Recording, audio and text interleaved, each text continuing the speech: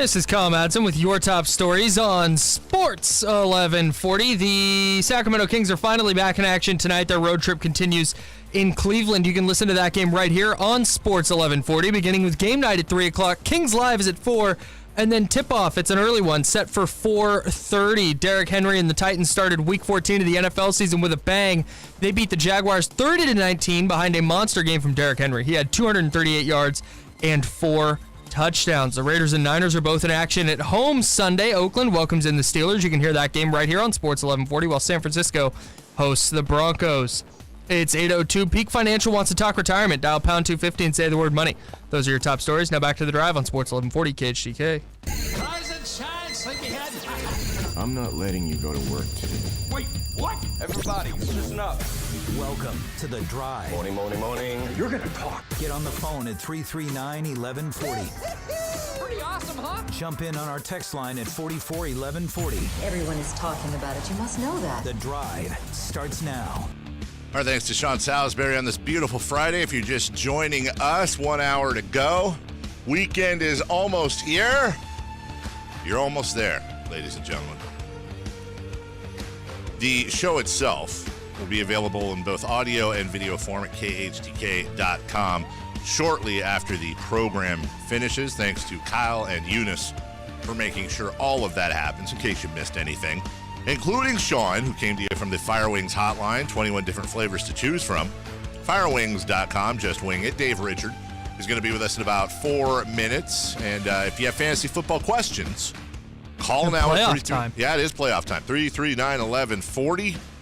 Or text us at 441140, as many of you already are. Hey, it's time to call Sierra Pacific to get up to $1,600 off a new Lennox furnace. Keep your home cozy and warm this winter. 800-551-3040 or SierraPacificHome.com. We don't have time to get into it right now, Kyle, but Sean coming on made me think. It gave me an idea for a fun list we should do.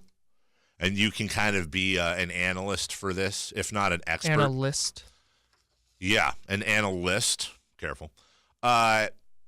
Top sports opinions that trigger millennials. Because Sean went with bring back, he wants to see more bunting. That's definitely one. My whole thing with that is if that's the style of, like if you're a manager and the style of baseball you want to play, like, okay.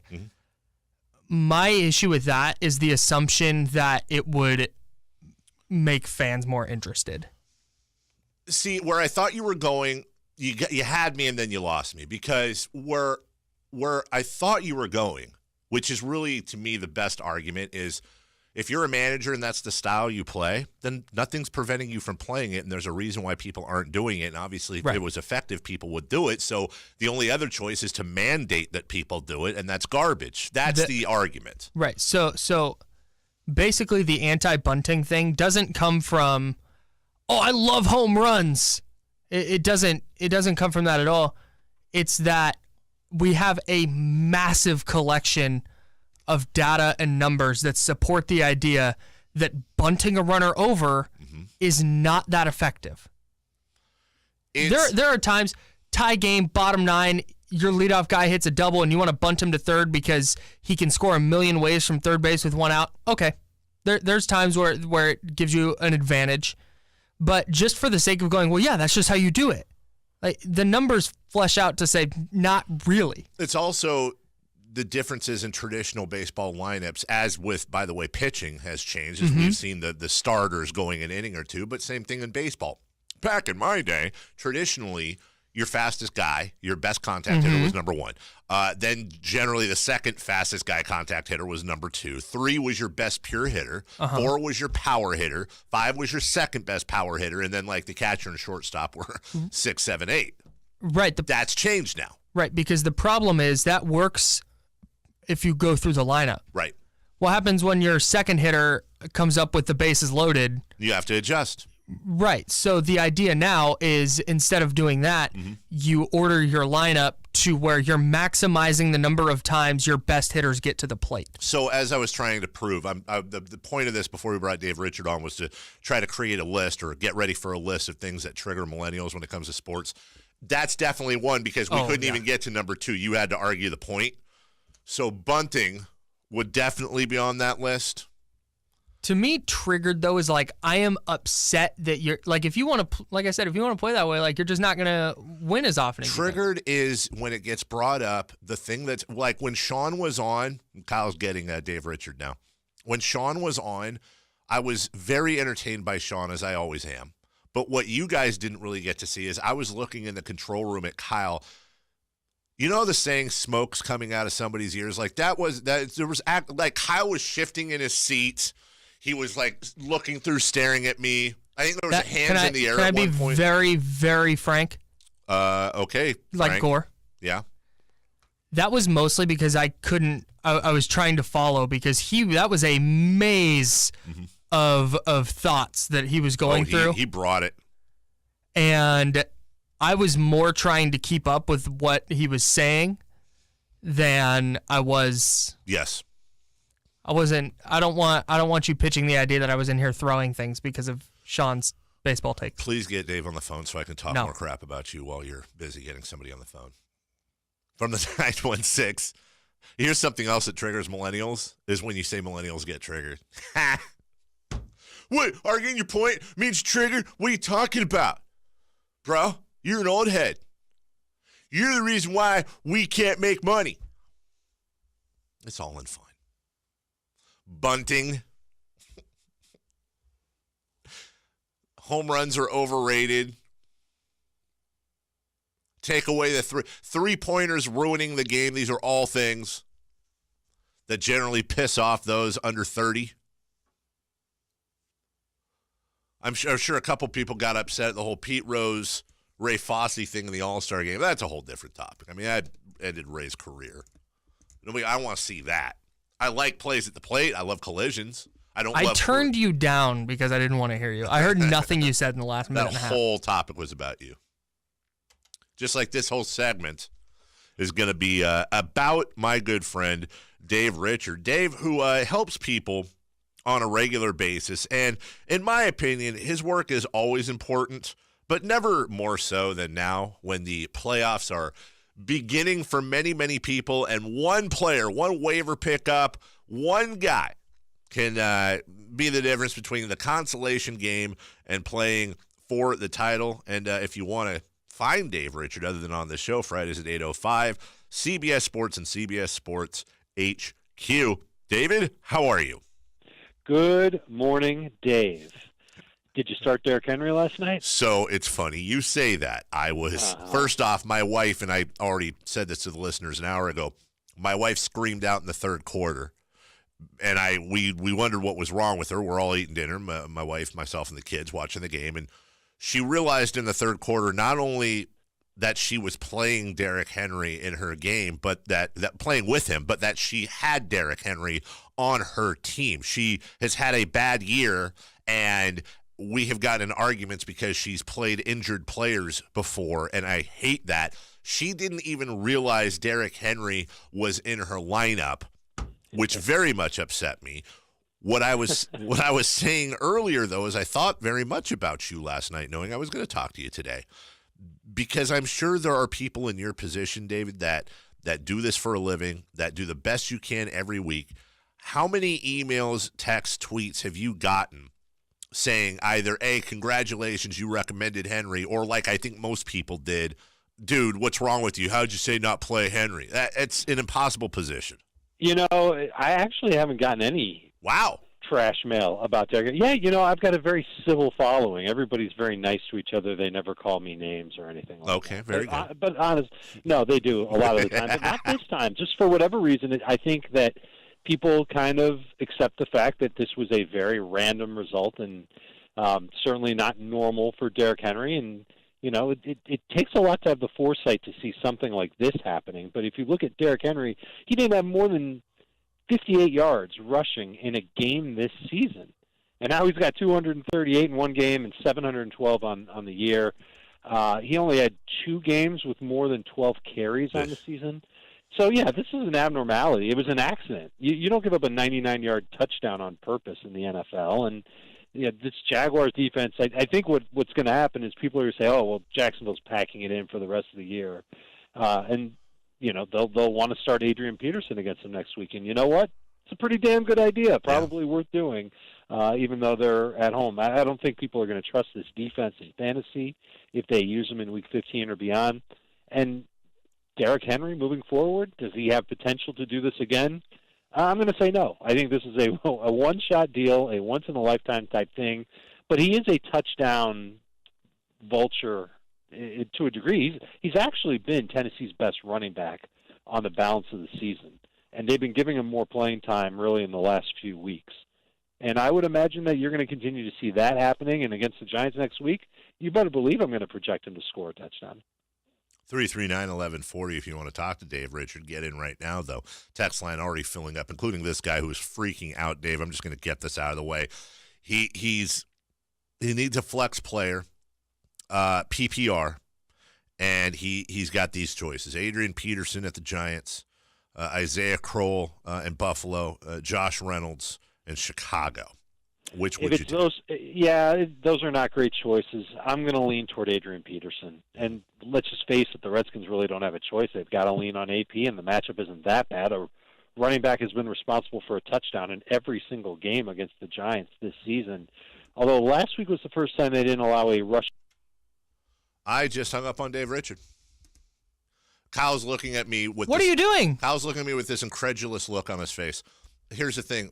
Is there any part of you that thinks that I purposely just hung up on Dave Richard? No, but why did you touch the phone? I touched the phone because you were about to ask a question, and there were a couple calls, so I was going to do you a favor and put them on hold. Yeah.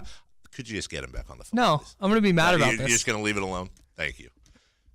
I thought maybe you just didn't like his opinion. Yeah, I decided to hang up on him. You're like, wow, running back scores a touchdowns against the Giants every game this year? Yeah, see you, Dave. See, we have what's going on here is we have a guest on line 6, and then when we conference in other calls, we need to hit the button twice to lock in the call so we can bring you on. A lot of times when Kyle is busy, I will put some of you calling in on hold. I did not lock Dave Richards' line in. But to me, the funny part was Kyle looking at me like, why did you do that? I don't know, Kyle, because I just felt like hanging up on Dave Richards so I could vamp for 5 minutes during this segment. I was like, I'm not really into Dave's opinion here. I'm just going to hang up on him. That's the way I'm going to go with this phone call. Dave, that was a technical error on my part. We picked you up. We lost you when you were answering the question about the flex players. Please continue, and my sincere apologies. First of all, I'm surprised you didn't blame Kyle. Second of all, I think Adrian Peterson is just who you go with. I think he's got the most upside of the three.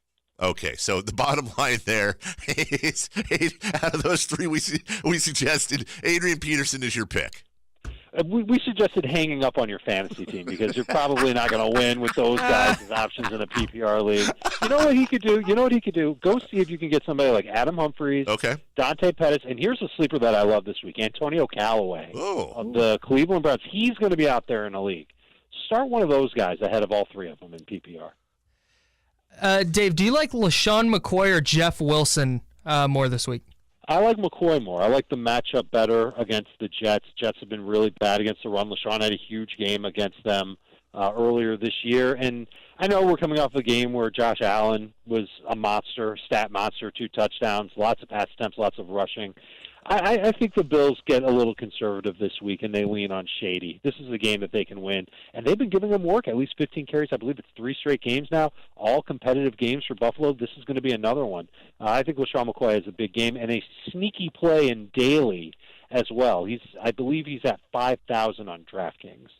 Dave Richard with us from CBS Sports. Kyle, if you would, while I'm asking Dave this question, would you mind locking him in so that I can – I'm now afraid to touch the phone. We have callers, and I'm very much afraid to touch the phone. This guy, Dave, has he needs to start 2 in this one. Where did I find it here? Here we go. 1, LeGarrette Blount, Spencer Ware, Julian Edelman, flex, half PPR.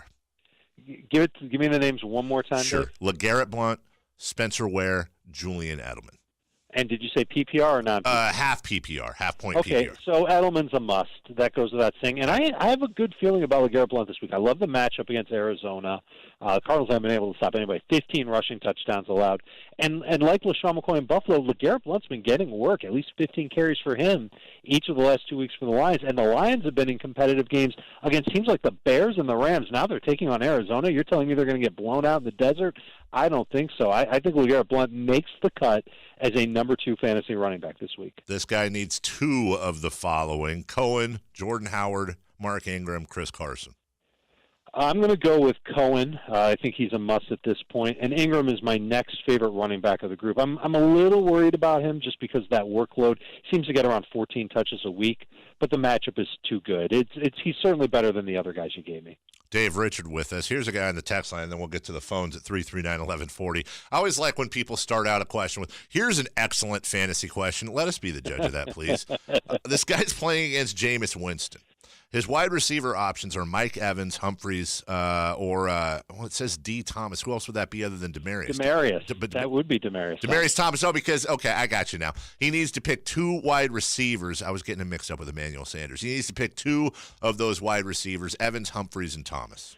Look, I almost never look at who my opponent has right. when I'm setting my lineup. I want to put the best players on my lineup. I don't care if he's playing Jameis Winston or Brett Favre. It doesn't matter to me. Go ahead, man. Knock yourself out. Although I don't think Brett Favre's going to get many fantasy points this week. Sit Demaryius Thomas. There's no real feeling that he's going to break out and have a big game against Indianapolis.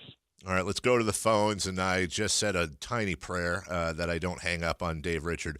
Once again at 339-1140, 1-800-920-1140. Hey, now, it looks like it worked. Alex, you're on the drive with fantasy guru from CBS Sports, Dave Richard. Go ahead. Hey, thanks for taking my call. So it's a PPR league. It's the playoffs started. I need to start 3 of these running backs, 3 of these 4. So I have Dalvin Cook, Nick Chubb, Sony Michel, and Spencer Ware. Dalvin Cook, Sony Michel. Yeah, I heard him. Yeah, I got him, Dave. Yeah, he came in perfectly. I think Spencer Ware is the one you let go of. It's a tough matchup against Baltimore.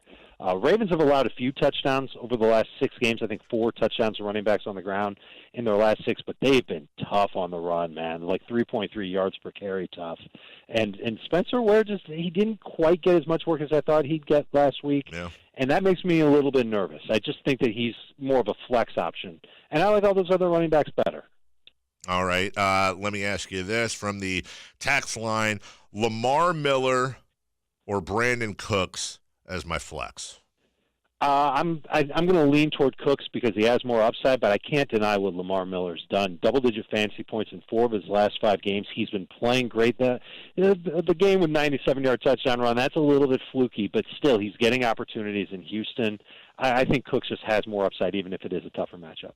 I saw that Michael Thomas didn't practice for the Saints on Wednesday, but he was back Thursday. Does he concern you at all, or are you playing him?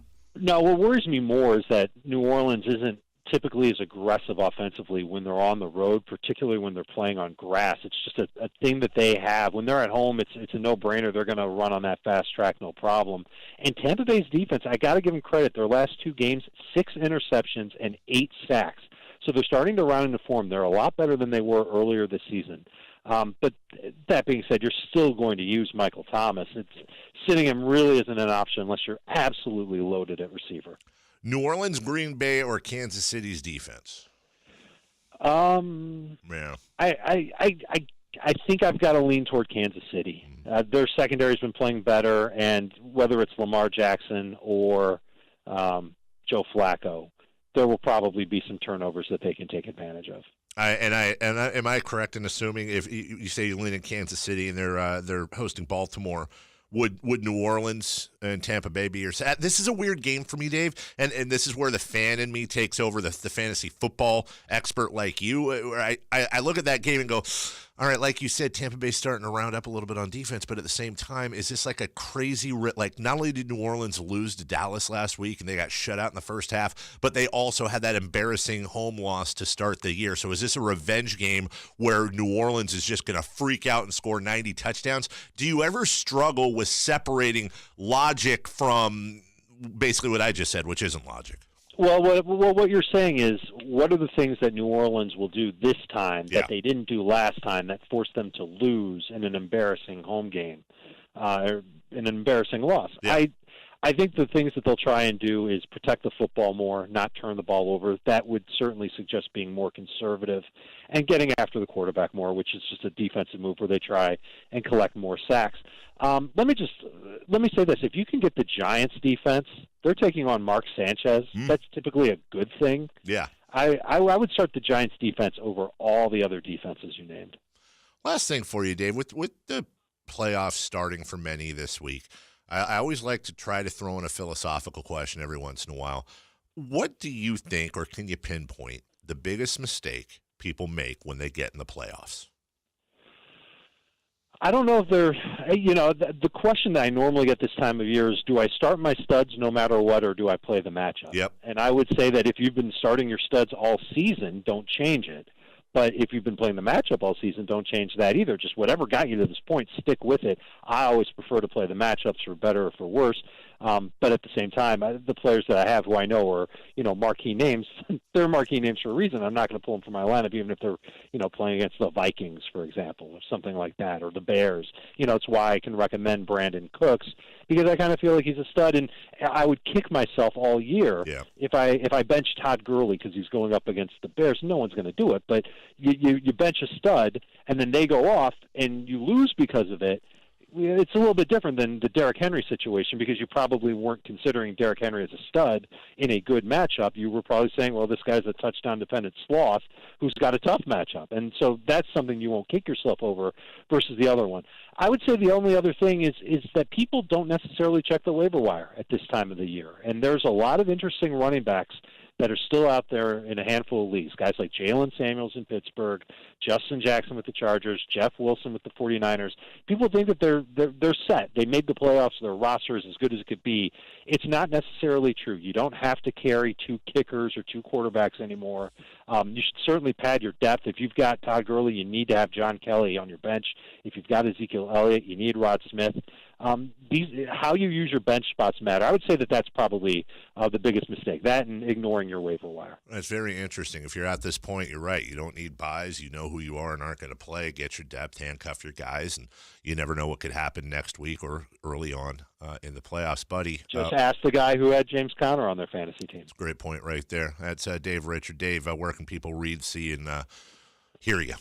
In about 35 minutes, I'll be on CBS Sports HQ. We're going to get into the daily slate because, not everybody made the playoffs in their leagues, Dave. I know you did. I did. But some people didn't. And so daily fantasy is where people turn to have a lot of fun. We'll have a lot of good buys and bad buys. And we'll talk about these running backs that have come out of the woodwork and whether or not they're rising and falling in our rankings. So that'll happen 35 minutes from now.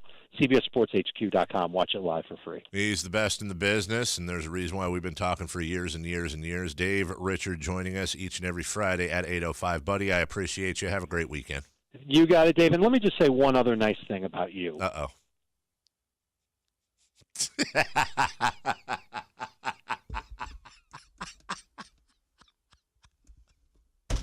He hung up. He straight hung up. He's feisty this morning. I always text him a 5-minute warning. I texted him a 5-minute warning at 8 a.m. I said, hey, buddy, 5-minute warning. Thanks for doing this. He texts me back. He goes, new phone, who this? It's very feisty Dave Richard this morning. I want to apologize to the one guy who kept texting Leonard Fournette or Nick Chubb. I didn't get to it because Leonard Fournette played. Leonard Fournette played yesterday. I think I might be late on that, unless that was just a general question. When we come back, Kyle Madson's cold hard fact. He may not have more than one today. I don't know. I never know. Oh, he's got 4? Wow. We'll do that next right here on Sports 1140 KHTK.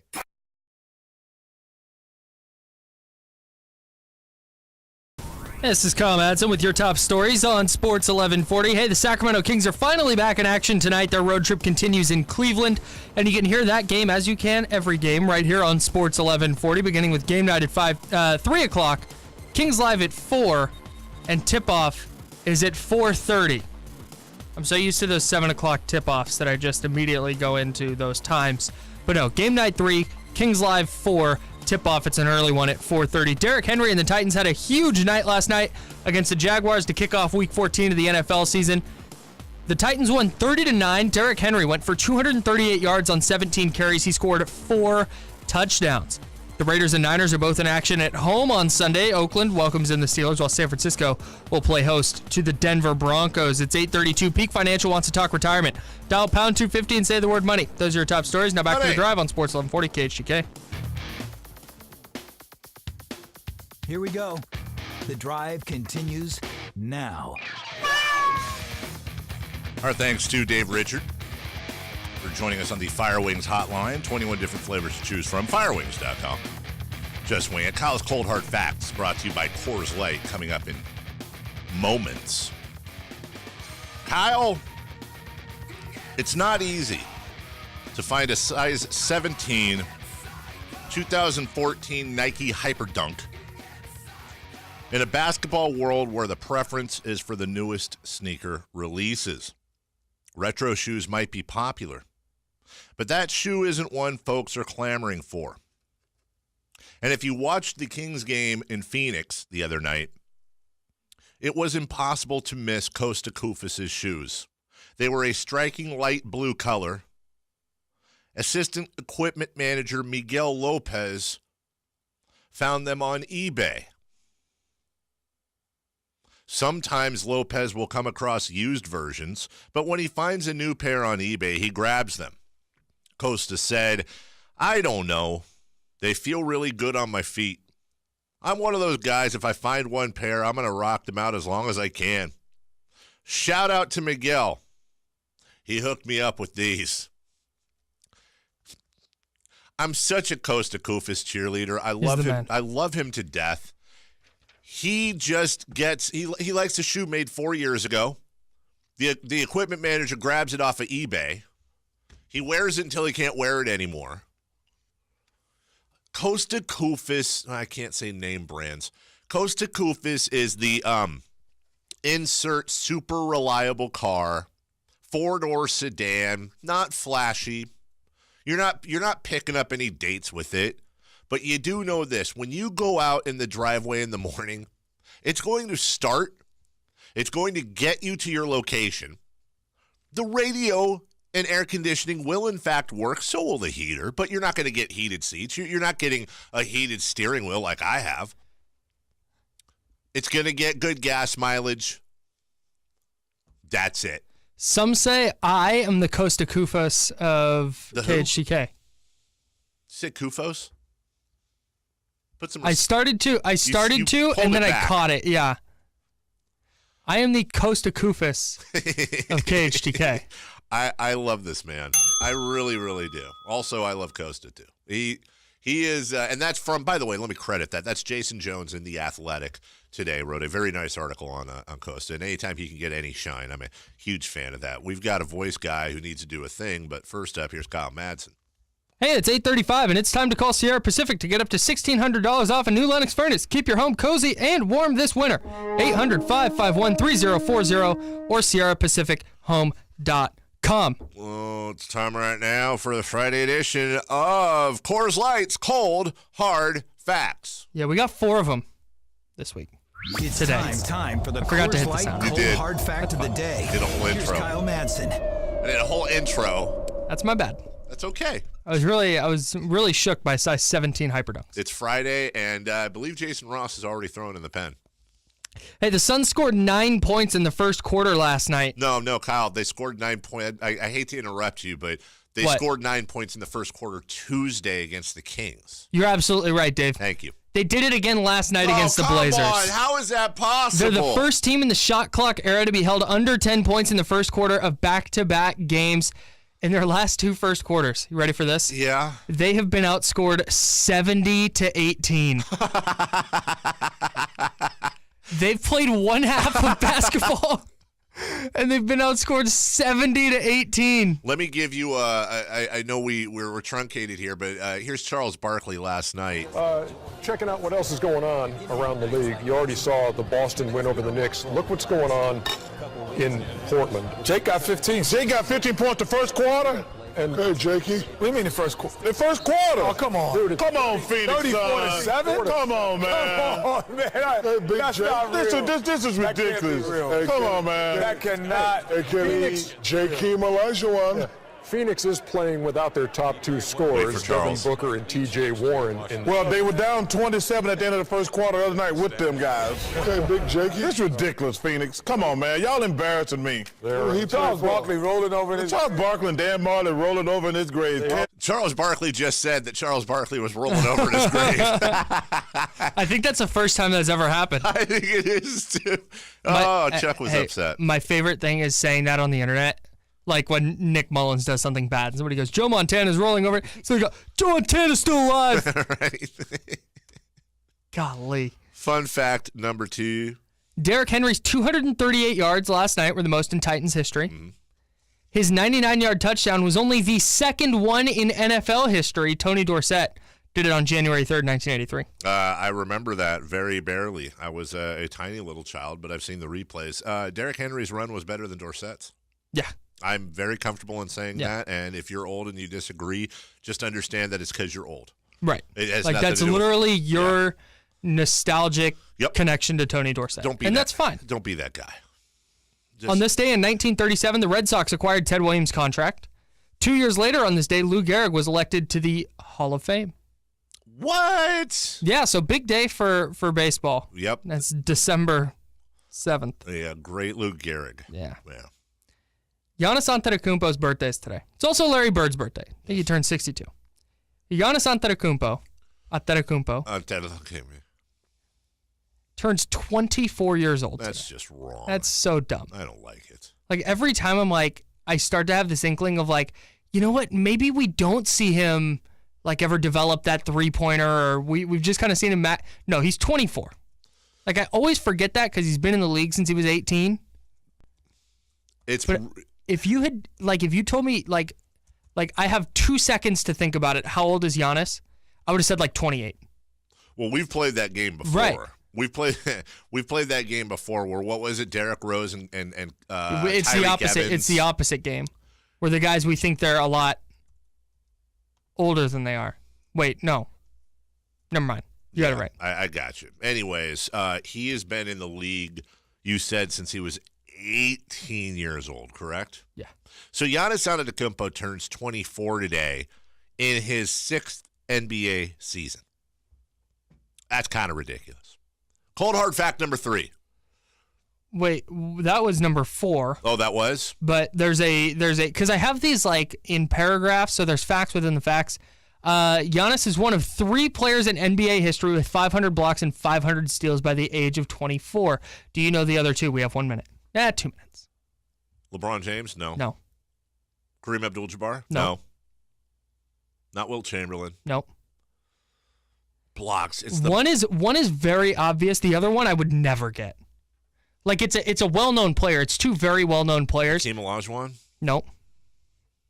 It's the blocks that are getting me. No. Kevin Garnett. The second one, we could sit here all day and I would never. Mark Olberding. Nope. Yeah. It's a like super well-known modern player. He's retired, but played in the 2000s. Maury Stoudemire? No. Dale Davis? No. Who? Tracy McGrady. Oh. I would have. Yeah. Okay. Those are your cold hard facts. Not all. Oh, you have more cold hard facts for us? Bonus. Brought to you by Coors Light. Honeybees can recognize human faces. Shut up. I'm telling you. No, you're not. Nearly 3% of the ice in Antarctic glaciers is penguin pee. Dope. Because the temperature in the Antarctic is well below 0, the urine can't evaporate, it just combines with the glaciers. A crocodile can't poke its tongue out. I can see that. A small child around 3 to 4 years old could swim through the veins of a blue whale. Wow. Yeah, how about that? That's how big they are. That's wild. I didn't know this. Osama bin Laden's death was announced on the 1st of May in 2011. Hitler's death was announced on the 1st of May in 1945. Oh. I never knew that. Let's see.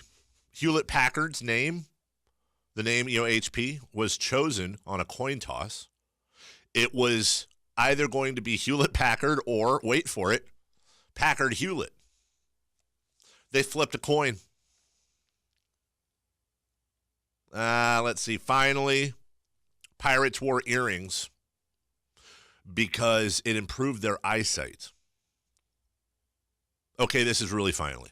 I have to say this. Kyle, the full name of Los Angeles, the original name was El Pueblo de Nuestra Señora la Reina de Los Angeles de Porciuncula. But they felt like that was a mouthful, so they shortened it to Los Angeles. We'll take a break. Is that difficult to say? When we come back. Oh, and the Twitter bird? You know the Twitter bird? Yeah, it's named after Larry. It's named Larry. Yeah. It's named after Larry Bird. You had your cold heart. This was my... Hey, this isn't Dave's said. cold hard facts. Yeah, you're right. When you're right, you're right. I know that's a fact. When you're right, you're right. When we come back, what's on tap? It's just everything I say during this segment is factual. Bunt's stupid. Bunting's dumb. I am 6'6". The drive's back in a couple. Sports 1140 KHTK.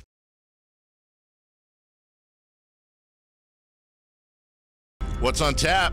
Brought to you by Derrick Henry. When you want to get into arguments over the greatest or not the greatest, get Derrick Henry. I'll bet you Derrick Henry is the type of guy that can get 17 bags of groceries out of the trunk without going back for a second trip. I'll bet you Derrick Henry, like if they're the plastic ones with the handles, can like thread them through all of his fingers and just carries them all at once. But then inevitably, the hand he keeps free for his keys to get in the house, they're in the opposite pocket.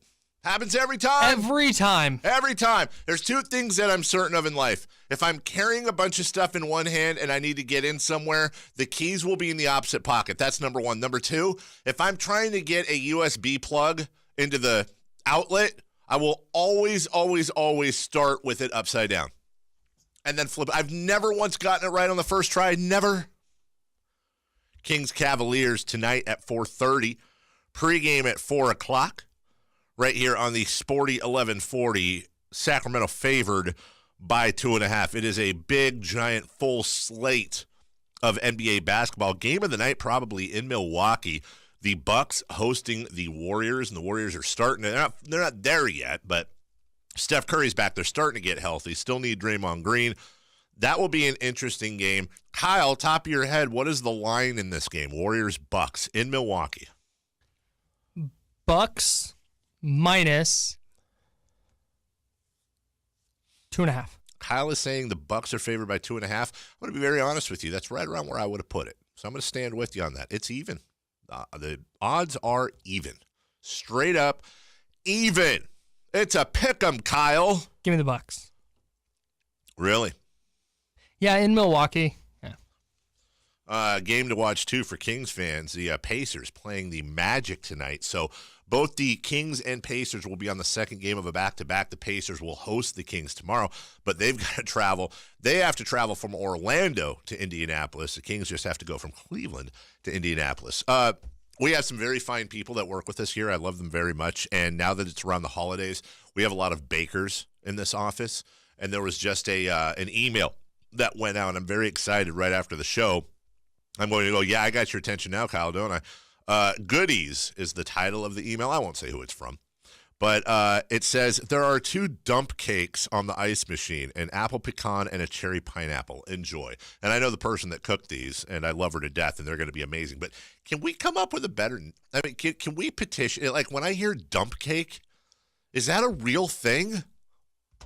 I'm sure it is. It is after I eat chorizo. I knew you were going there.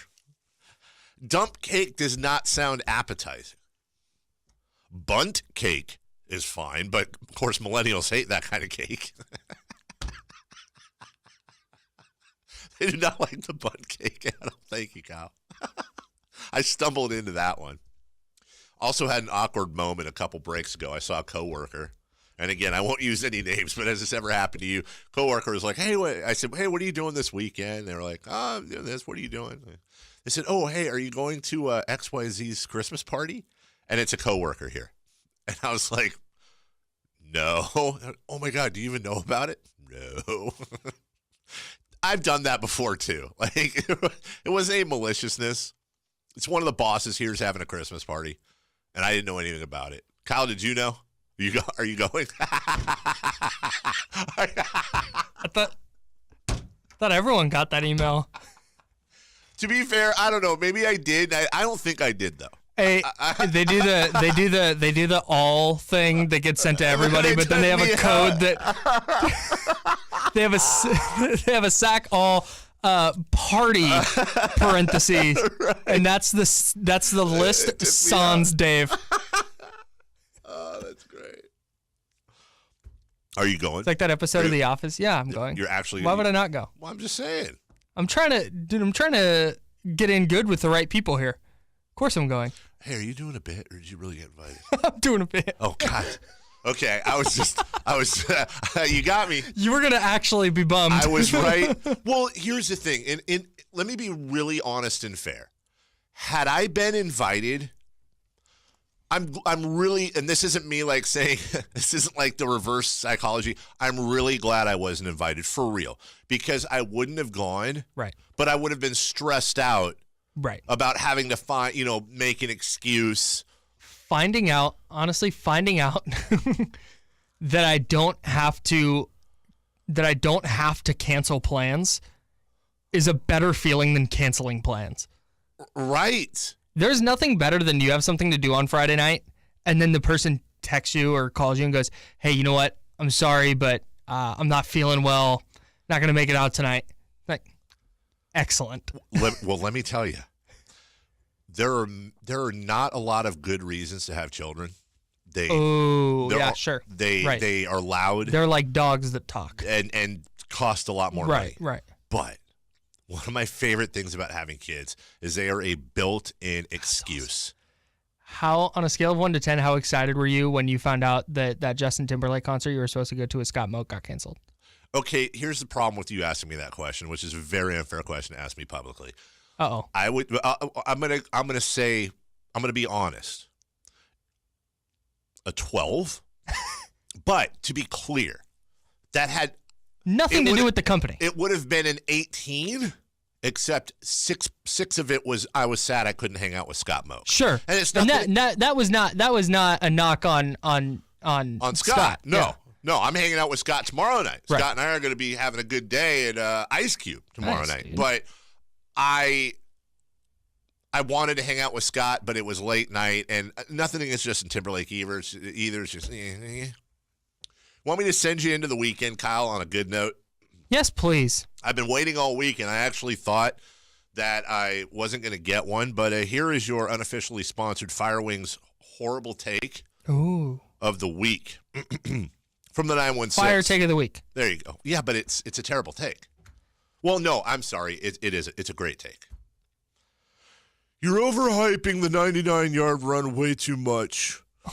Great accomplishment. But he basically ran straight along the sideline with a couple stiff arms and zero razzle-dazzle. Like, these people are real, Kyle.